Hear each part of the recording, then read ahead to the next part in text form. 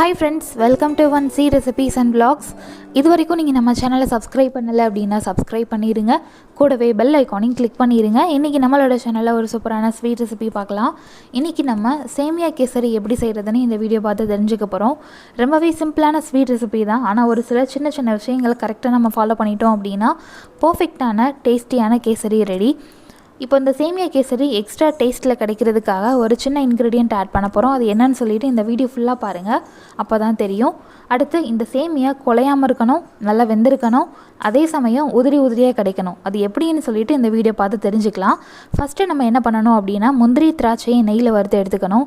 அதுக்காக ஒரு கடாய் நல்லா ஹீட் ஆன பின்னாடி அதில் 2 ஸ்பூன் அளவு நெய் ஆட் பண்ணிவிட்டு அது நல்லா சூடாகவும் அதில் நமக்கு தேவையான அளவு முந்திரி திராட்சை சேர்த்துக்கலாம். இந்த முந்திரி பருப்பு ரொம்ப கலர் மாற வரைக்கும் ஃப்ரை பண்ணிடாதீங்க. அதே மாதிரி அந்த திராட்சையும் நல்ல பபிள்ஸ் மாதிரி எலும்பி வரணும். இந்த ஸ்டேஜ் ரீச் ஆன உடனே அதை அந்த பாத்திரத்துலேருந்து ஒரு பிளேட்டில் தனியாக எடுத்து வச்சுருங்க. இப்போது அந்த பாத்திரத்தில் இருக்கிற நெய்யிலேயும் நம்ம சேமியாவை ஃப்ரை பண்ணி எடுத்துக்கலாம். 1/2 கப் அளவு சேமியா ஆட் பண்ணியிருக்கேன். இப்போ இந்த சேமியா லைட்டாக சூடாகிற வரைக்கும் நம்ம ஃப்ரை பண்ணால் போதும். தொட்டு பார்த்தாலே தெரியும் அது சூடாயிருக்கா இல்லையான்ட்டு. அது சூடாக இருக்குது அப்படின்னா ஃப்ளேம் ஆஃப் பண்ணிவிட்டு உடனே ஒரு பிளேட்டில் கொட்டிடுங்க. அதே பாத்திரத்தில் வைக்கும் பொழுது சேமியாவோட கலர் மாறிடும். இப்போது அந்த வறுத்த சேமியாவை ஒரு பிளேட்டில் கொட்டியாச்சு. இப்போது அதே பேனில் 1 கப் அளவு தண்ணி சேர்த்துக்கலாம்.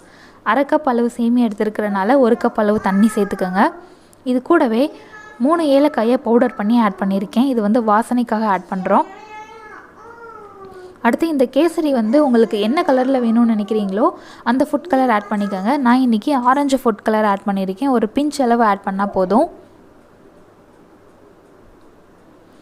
அடுத்து இந்த கேசரிக்கு எக்ஸ்ட்ரா டேஸ்ட் தரக்கூடிய இன்க்ரீடியண்ட் என்ன அப்படின்னா பால் தான்.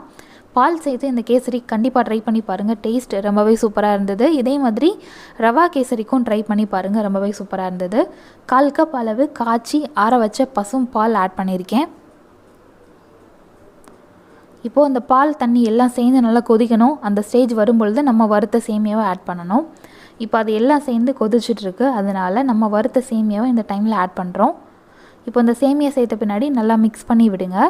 இந்த கேசரிக்கு நெய் ரொம்ப தேவைப்படாது, இடையில ஆட் பண்ணால் போதும். இப்போ அந்த கேசரி செய்கிறதுக்கு தேவையான அளவு சுகர் எந்த டைமில் ஆட் பண்ணணும் அப்படின்னா அந்த சேமியா வெந்து ஒரு 3/4 பாகம் ரீச் ஆகிருக்கும், அந்த டைமில் ஆட் பண்ணணும். இப்போது இதுக்கு முன்னாடி கொஞ்சமாக நெய் ஆட் பண்ணியிருப்பேன், இடையில இந்த மாதிரி ஆட் பண்ணணும். இப்போ நம்ம இந்த கேசரிக்கு தேவையான அளவு சுகர் ஆட் பண்ணியிருக்கோம். 1/2 கப் அளவு சேமியா எடுத்துருக்கிறதுனால 1/2 கப் அளவு சுகர் ஆட் பண்ணிங்க அப்படின்னா ரொம்ப இனிப்பாக இருக்கிற மாதிரி இருக்கும். அதை விட கொஞ்சம் கம்மியாக ஆட் பண்ணலாம், அதாவது 1/2 கப்புக்கு கம்மியாக ஆட் பண்ணணும்.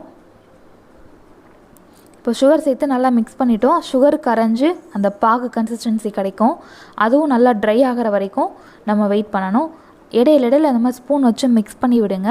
அப்பப்போ ஒரு ஸ்பூன் அளவு நெய்யும் ஆட் பண்ணிக்கோங்க. நம்ம முன்னாடி சுகர் ஆட் பண்ணுறதுக்கு முன்னாடி 1 ஸ்பூன் நெய் ஆட் பண்ணோம், இப்போ ஒரு தடவை ஆட் பண்ணியிருக்கோம். இப்போ நம்மளோட சேமியா நல்லா வெந்திருக்கு, அந்த ஈரப்பதமும் கம்மியாகிட்டுருக்கு. இந்த டைமில் நம்ம முந்திரி திராட்சை சேர்த்துட்டு வேணும்னா நெய் கொஞ்சம் ஆட் பண்ணிவிட்டு ஃப்ளேம் ஆஃப் பண்ணிடலாம். நம்மளோட சேமியா குலையவே கிடையாது, நல்லா வெந்திருக்கு பாருங்கள்.